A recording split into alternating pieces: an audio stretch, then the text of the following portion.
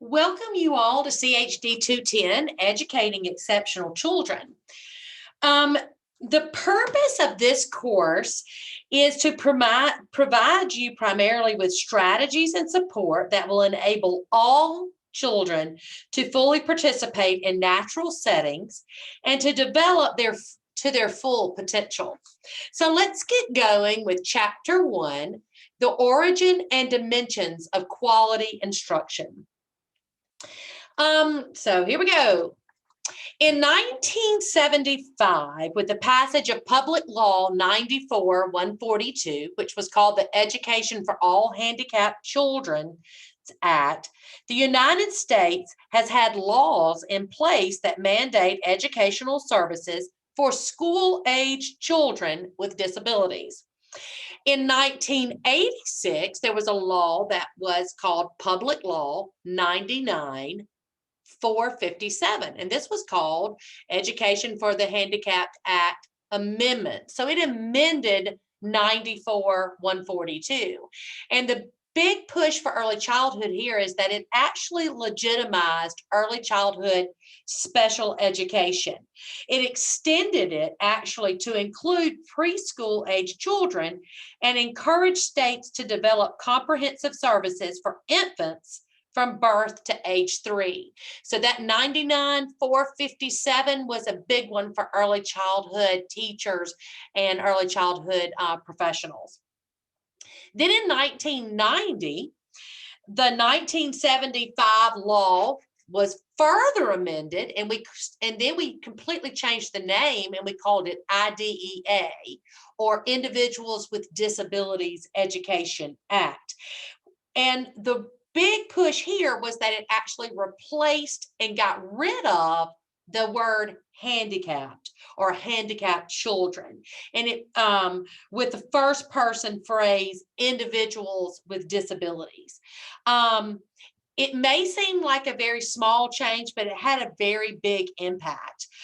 This was the first time that the federal government was actually acknowledging that a person with a disability should be recognized as a whole person and not just his or her disability. So it kind of birthed that IDEA, kind of birthed that first person terminology, which places the person ahead of the disability as a reminder that a disability is only one characteristic of a person.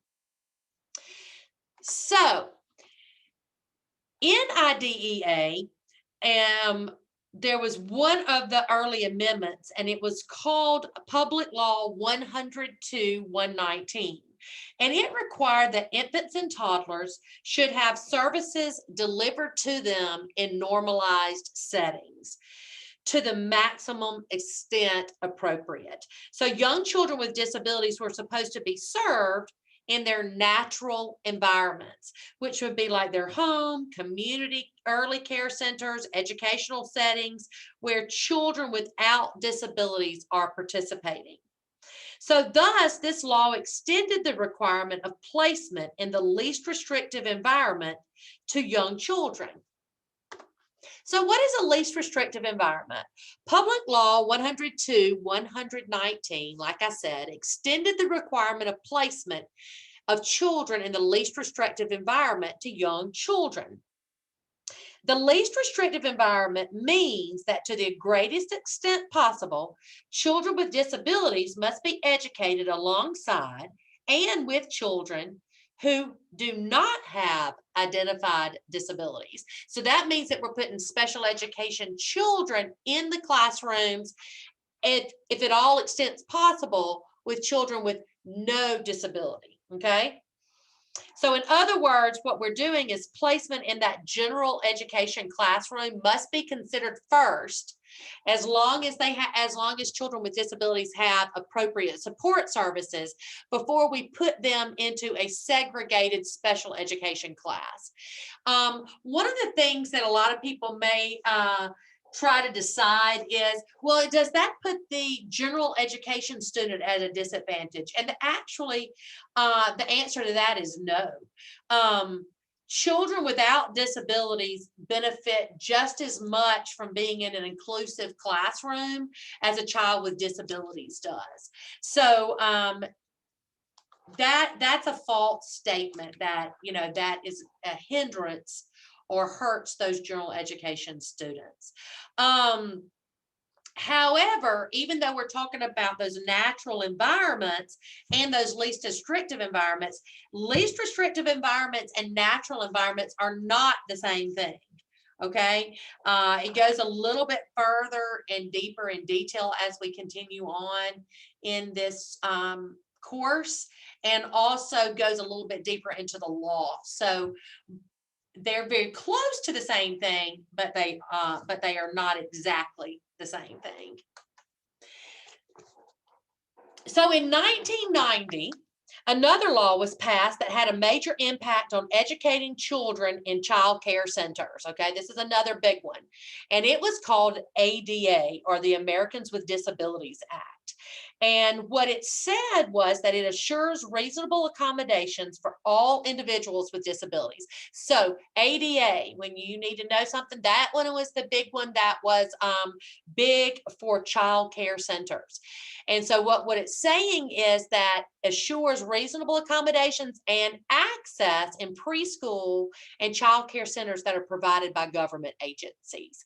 So if it's a government sponsored agency, a government sponsored child care center, a home-based center, they have to provide equal opportunity to all children.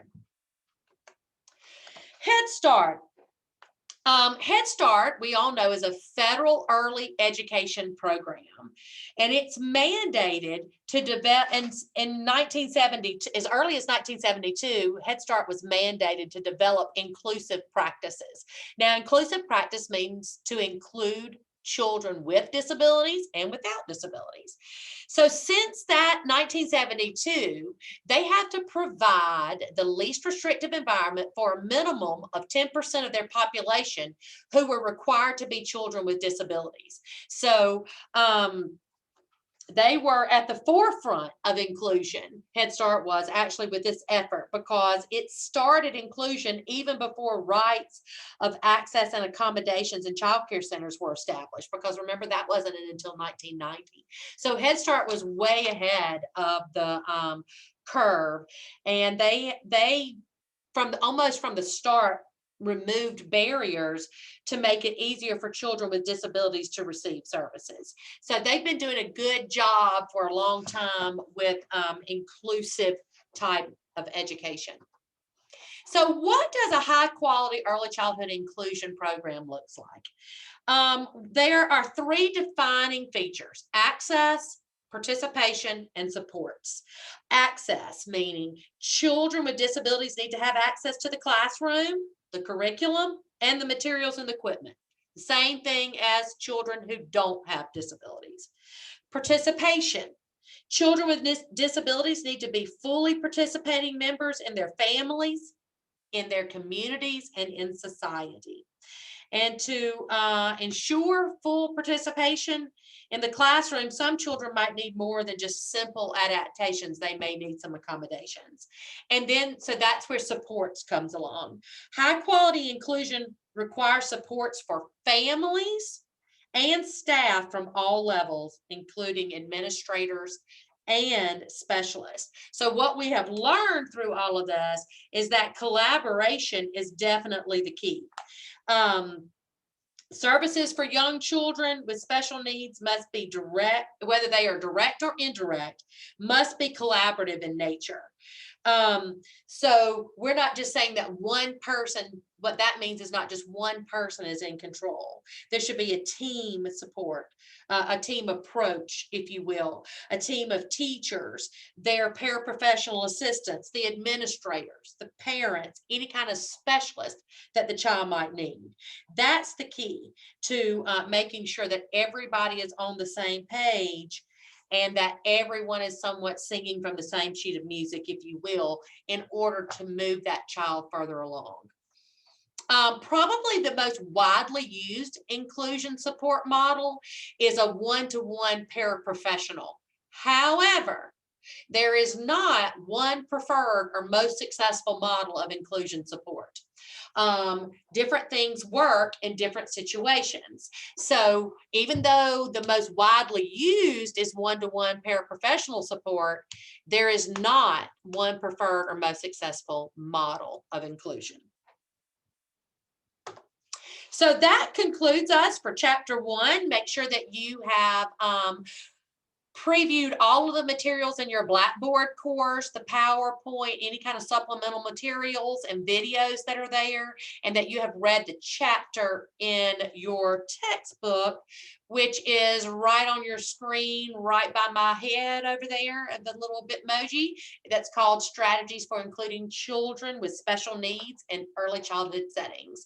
So thanks for joining me for chapter 1, and I will see you next week.